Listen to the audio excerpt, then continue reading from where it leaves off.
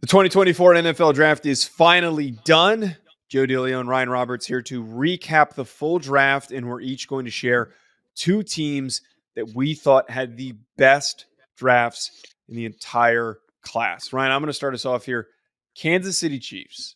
We talked about in our day 3 favorite picks. Two guys. Their whole class is reminiscent of what we have applauded them for. Being patient, understanding guys that fit the scheme, that fit their culture, that are going to work maybe not even just this season, but in a couple of seasons, they can hit on the upside. They got Xavier Worthy in the first round, who is the fastest man ever at the combine. I don't think he'll ever really be like Tyreek Hill productive, but if he is a 900-yard guy for multiple years and maybe he cracks 1,000 a couple of those seasons in his career, Andy Reid's going to figure out a way to use his speed. Kingsley Somatea could start at right tackle for them, and if he doesn't, he's got the upside. A couple of years could end up taking over.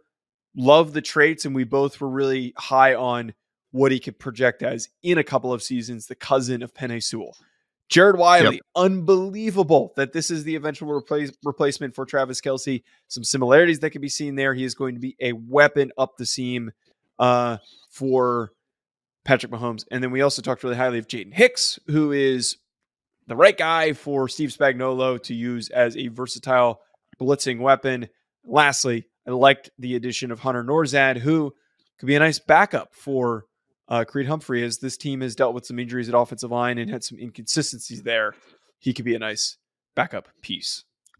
I'm surprised you haven't been pumping your chest a little bit about the Hunter Norzad thing, man, because you were pretty early on Hunter Norzad. You were pretty early on. Yeah, but that was an RPM pick, so like it was one of those things where I was going to go crazy. But yeah, I did. I think it was like week 3 or something like that. I was like, hey, this Norzad kid's gonna be a day 3 kid who's might even start for a team depending on who takes him. So I nailed that one. Joe, I don't think we've ever talked about Kingsley Somatea also jumping out of a pool. Have we talked about that one? Have you seen that video at this point? We have not. We have not talked about that. Have you seen the video? I've seen the video. My guy's 326 pounds, Joe, and he's jumping out of a pool. Tristan Wirfs. That's all I have to say. Can I go to a team that is in the same division, same conference? Okay, team that has been chasing, and a team that we keep helping up every single year as a collective, right? The Los Angeles Chargers. It's going to be their year, Joe. It's going to be their year. We've been talking about that for the last 3 years. Well, we have a new era of Los Angeles Chargers. Okay, we have a new era of Jim Harbaugh. We have a new era of offensive identity, and that offensive identity was established very early on in this class. Number 5 overall, not trading back, not moving, not taking a wide receiver. Where did they go, Joe? Jim Harbaugh's favorite position. Outside of quarterback, I guess, since he played quarterback. Offensive tackle. Physical offensive lineman. Joe Alt to be a bookend with Rashawn Slater. He comes back at number 34 overall in the second round and gets Ladd McConkey, who I think is one of the highest floor receivers in this class. Now, you have to replace Keenan Allen.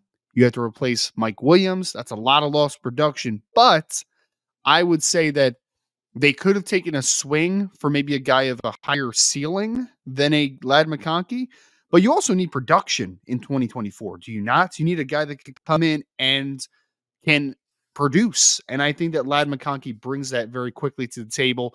Junior Colson in the 3rd round, pick number 69. I think that this is one of the most tremendous values on day 2, in my opinion. I think you just got your middle linebacker for the next 6 to 7 years. Like, I think that is who Junior Colson is, man.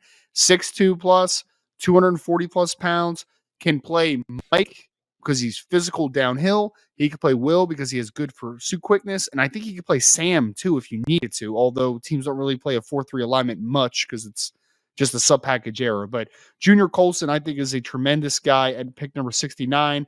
Then you also got, and I mentioned this in our previous show, where we talked about our favorite values on day 3, Cam Hart, pick 140, 5th rounds, who I think could be a starting corner for the Los Angeles Chargers, possibly some point in 2024, but if not, 2025, I think he's a starter.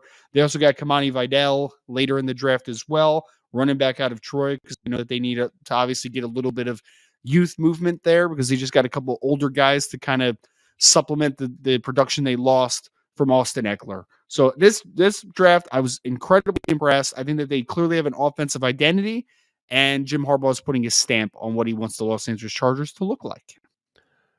Very, very good draft class. I almost felt weird not including them in my little tweet that I threw out of the 4 teams that I thought killed it. Yep. The only thing that is weird for me is the Talib Still pick at number 137. That was a little weird. Brendan Rice, actually good value for taking him in the 7th round. In the 7th round? I think that's great. But overall, you're talking about Ladd McConkey, who really, really impactful slot guy for them. And we knew that they needed a receiver. It was something that we've talked about a ton, that you come back around in the 2nd round and see what's on the board. They didn't go receiver early in the 1st round. Instead, this is what they end up getting, which is great that they can turn around and say, hey, look, there's Ladd McConkey staring us in the face. Really like Junior Colson. Connection to Jim Harbaugh. It makes a ton of sense. The only thing, and this is nitpicky. Yes. And I said this on the stream when we did the live stream. Joe Alt, it just bothers me a little bit that he is going to be playing right tackle and Rashawn Slater is your left tackle. I just don't know how that is going to. I just don't know how this is going to pan out with their placement and the 2 of them playing together, because all I keep thinking of is Orlando Brown Jr., which is a very different circumstance.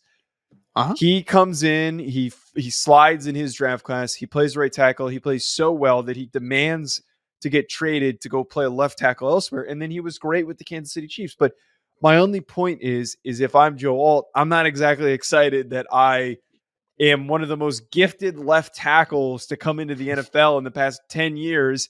And I'm jumping right into playing right tackle. It's just, that's the only thing that bothers me. It's so stupid and nitpicky, and I'm admitting it is. It's just, I have to bring it up.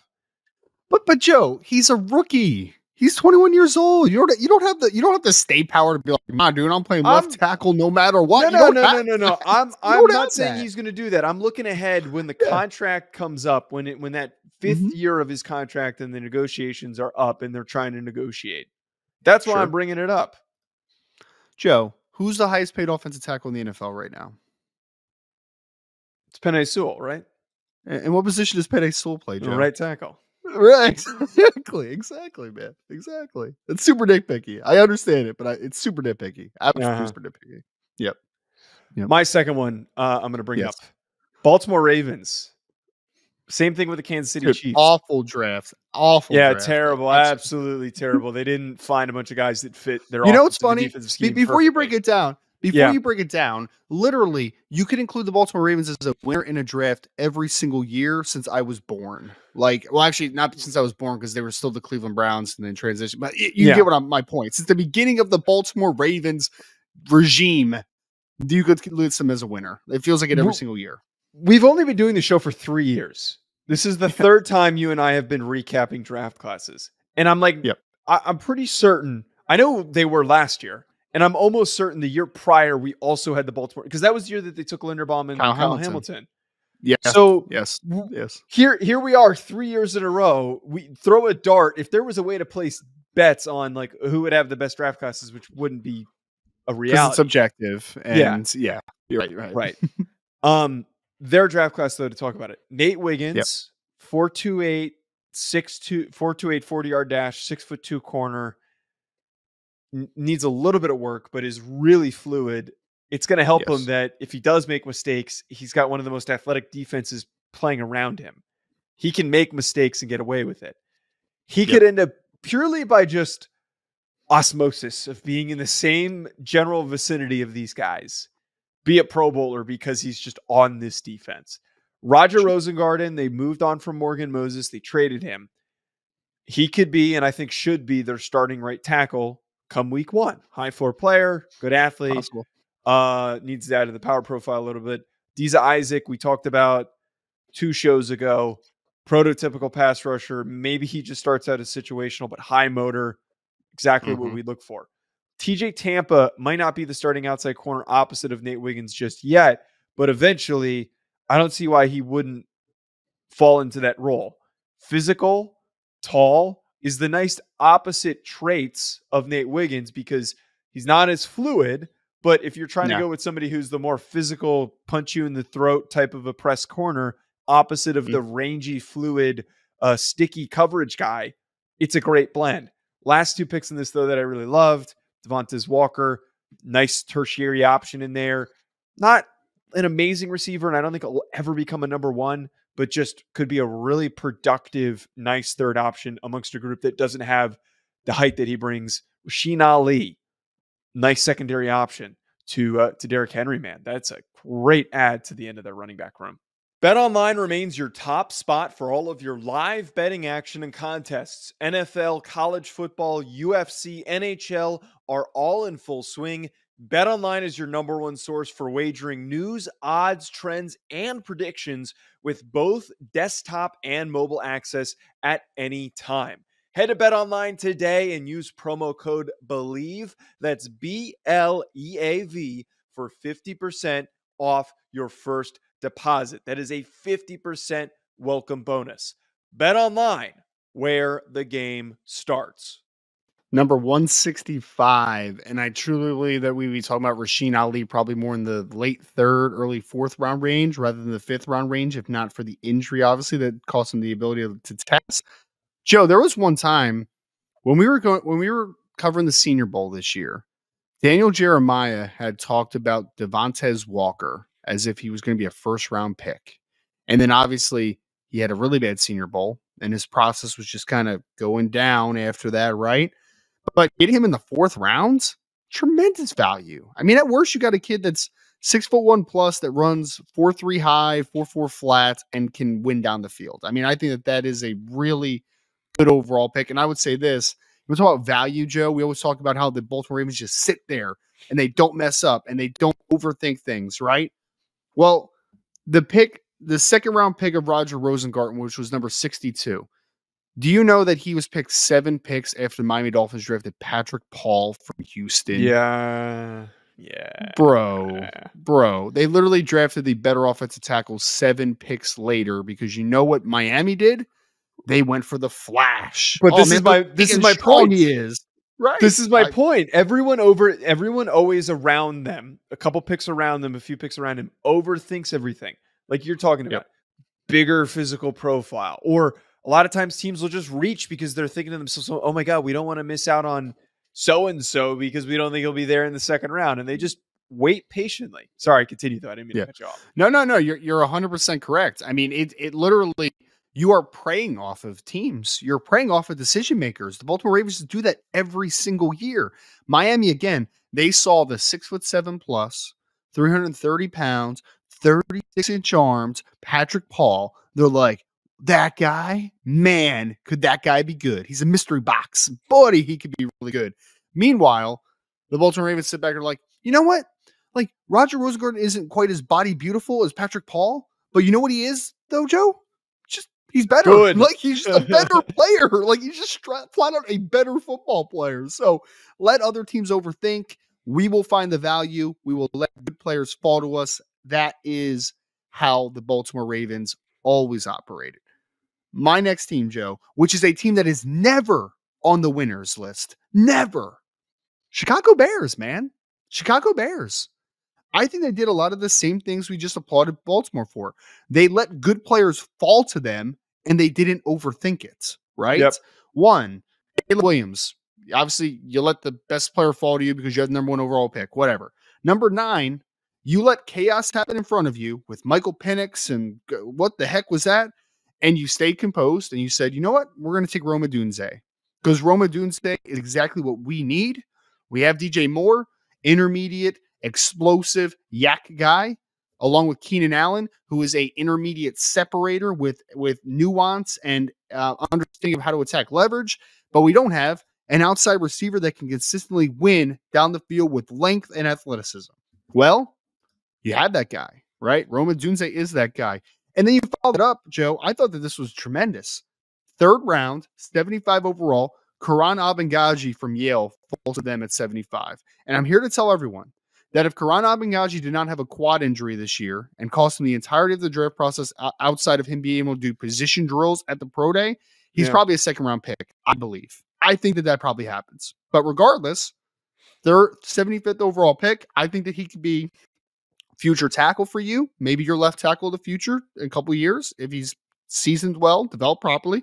Or he could play guard this year. he can play guard because he's a physically dense and explosive kid that can definitely play in tighter spaces. So Karan Amagaji, look, they took a punter in this draft. And I know a lot of people frown upon that, right? They took Torrey Taylor from Iowa. But Joe, you know what they did though? They took a specialist, but you know what they did?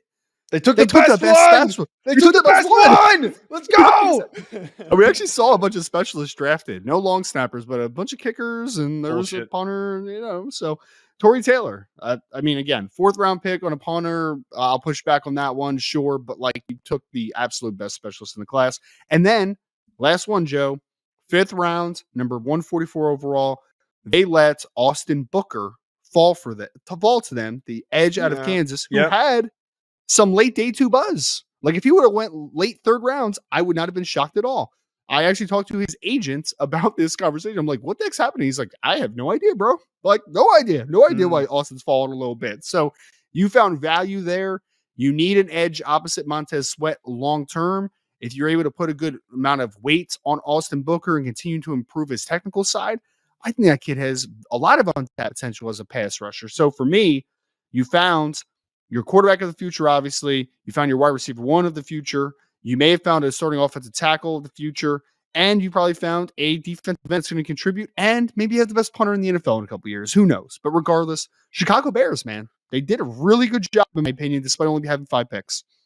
Yeah, not a lot of draft picks. I think there certainly could be some disdain for not using that 4th rounder on another position of need. But outside of Caleb Williams getting the best player in the draft, best quarterback in the draft, you're adding to the receiver room with a guy who eventually takes over for Keenan Allen, which probably won't be there for super long.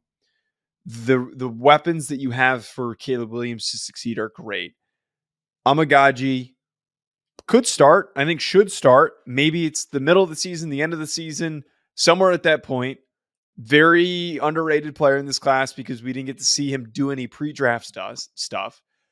I'm obviously a little overexcited about Torrey Taylor, but in all seriousness, having a weapon like Torrey Taylor is rare to come by in a punter.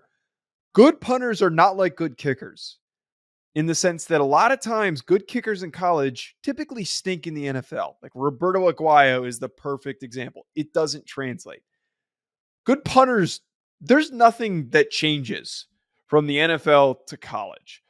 Right. You're not entering higher pressure situations. You're not entering spots where, there's bigger, faster guys bearing down on your kicks. Obviously, that's going to be the case in on punts. But if you got a big leg and you've got good ball placement like Torrey Taylor does, it's going to translate. It's going to enter, it's going to show up at the next level. Perfect blend of power, accuracy. I know this is not the breakdown anyone thought that they were going to get. I know my this is the uniqueness, though, man. This is the uniqueness of the podcast. Exactly. Yeah. I actually might buy a Torrey Taylor jersey just for the bit because I love Torrey Taylor. The last one, though, you brought up Austin Booker, was a guy that you and I both really liked. Yep. The power, the motor, it's all there. It's just consistency wasn't. I think he's the great example of some teams and the Bears benefiting from this. Some teams just overthinking things. As we said with all these other teams that did well around the overthink, a lot of guys that were probably UDFAs and other classes that went in the beginning of the 5th round and later. And Austin Booker just took a hit because of some guys getting shifted up because of that. Agreed. Yeah, it was kind of a weird edge class a little bit, man. Jalix Hunt went where I thought he should have gone, late 3rd round, but then some guys just fell a little bit, man. And Gabriel Murphy from UCLA didn't even get drafted. Did you see that one? That was a little bit of an interesting one. I know he's a little bit of a tweener, but I mean, that was still kind of like, surprised me. Jonah Ellis got picked really high for where I thought he was going to go. You hate Jonah Ellis, man. You're not. I don't hate Jonah Ellis. I just I thought that was a backup defensive end. I don't see starting upside there with Jonah Ellis. Well, it appears that he's going to be playing a lot of snaps moving forward. So we'll see how it works out, I suppose. We'll see. At Joe DeLeone, at Rise and Draft, folks. Thanks for tuning in. We appreciate it. Hit the subscribe button. We're going to do probably one more putting the pin in it episode on the 2024 NFL Draft on Monday as we digest, catch our breath. It's 2025. We're going on to 2025, baby. We're the only sickos doing it. We'll talk to you later. Enjoy the rest of your week.